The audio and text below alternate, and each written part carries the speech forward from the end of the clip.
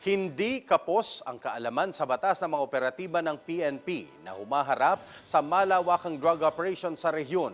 Ito ang paglilinaw ng PNP Chief ng Central Luzon. Matapos na sa kabila ng pagtuligsa ng Integrated Bar of the Philippines Pampanga Chapter na kailangang magbalik-aral ang pulis o mga pulis ukol sa batas. Narito ang aming report. Hindi atrasado ang kasanayan sa batas ng mga police personnel na sumasabak sa war on drugs ng administrasyon. Ayon kay Region 3 Director Police Chief Superintendent Amador Corpus, bago pa man umakyat sa piskalya o prosecutor's office ang kasong kanilang isinasampa, ay dumadaan muna ito sa isang senior officer na may sapat na kaalaman sa rules of engagement ng PNP.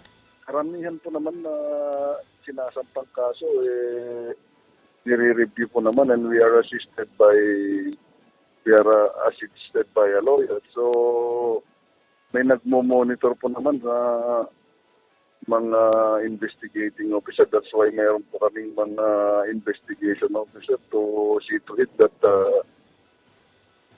these cases are properly applied. Duda rin umano siya sa resulta ng survey ng SWS hinggil sa nanlaban poll. Hindi anya ito maaaring maging basihan para questionin ang trabaho ng pulis na aktual na humaharap sa peligro ng paghuli sa mga drug personalities. Mga police operations, kung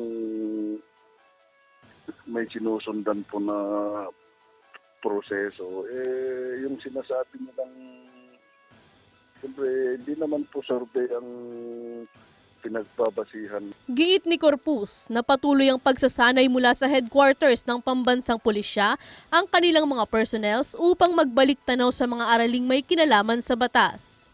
Ang resulta umano ng malaking dismissal rate sa mga drug cases na sinasampa ng mga pulis ay hindi na umano bago dahil mismong ang Pangulong Duterte na ang nagsasabi na may ilang tiwaling prosecutors at miyembro ng hudikatura ang nasasangkot sa malalim na sabwatan o conspiracy sa illegal drug trade sa bansa. Ako sa Irish Dutilios, nag-uulat para sa Metro Central Luzon News.